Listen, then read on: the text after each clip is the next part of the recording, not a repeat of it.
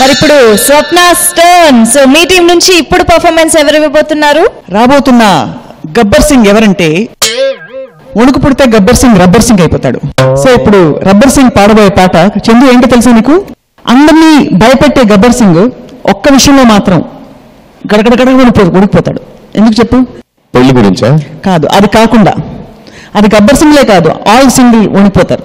Money currency exchange విషయంలో. Currency అమ్మా, ఆ టాపిక్ నన్ను లాకండి. గబ్బర్ సింగ్ వాళ్ళు ఆవిడ దానికి ఉడికిపోతుంది చెప్పు. ఆ రోజు స్కూల్ ఆబ్సెంట్ టీచర్, మీరు చెప్పండి ప్లీజ్. కరెంట్ పోతుందని ఇంట్లో కరెంట్ పోతే పప్పు రుబ్బుతున్నప్పుడు ఆగిపోతుంది కదా మిక్సీ.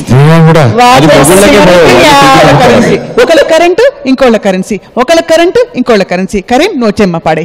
Okay, welcome Karim. కన్ను లాంటి కన్నులున్న జున్ను లాంటి పిల్ల,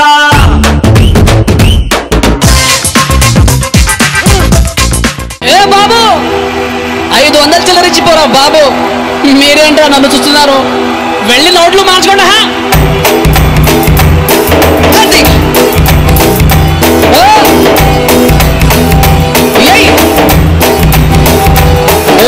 వెయ్యి నోటు విలువపోయి ఏమి చేదురన్నో, ఏ 100 నోటు దొరకదాయి ఎంట బతకాలన్నో,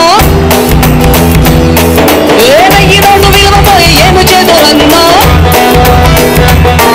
ఏ 100 నోటు దొరకదాయి ఎంట బతకాలన్నో. ఆడని ఈడని ఆడని వెతికినా దొరకదే చిన్న నోటు. బంకులో బస్సులో రైలులో మాల్సులో చిల్లరే లేదురా, అల్లరే బతుకురా.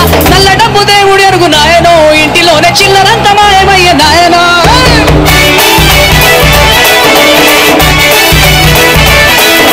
కొత్త నోటు కోసం అంటూ నాయనో, బ్యాంకు ముందు కొట్టు క్యూలు కట్టే నాయనో.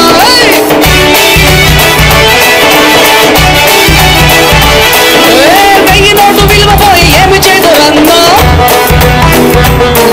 ఏ 100 నోటు దొరకదా ఎంత బతకాలన్నో.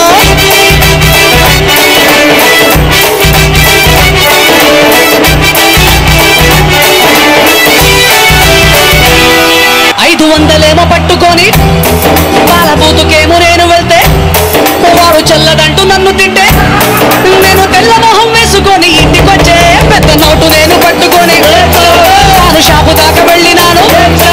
ఒక్క మిట్ట బాను కట్టమంటే పళ్ళు రాలుతాయి అంటూ వాడు చూపు చూసే, గొప్పగా దాచిన సంపదే నేడు పనికిరాని కాగితం. చదువుకున్న లెక్కలన్నీ తారుమారు అయనే, వీకన 100 నోటు గొప్పగా మారనే. నల్ల డబ్బు దేవుడు ఎరుగు నాయనో, ఇంటిలోనే చిల్లరంత మాయమయ్యే నాయనో.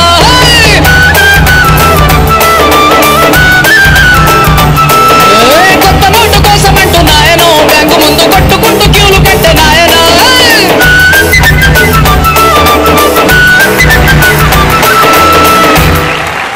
ఓకే, మరి కరీం పర్ఫార్మెన్స్ ఎలా అనిపించింది హేమచంద్ర? ఈ కరెన్సీ ఇష్యూని కరెంట్ పుట్టించేలా హై పిచ్ లో పాడి సూపర్ గా పాడాడు. నీ రేంజ్ మాత్రం హైలైట్ ఉంది అసలు నిజంగా.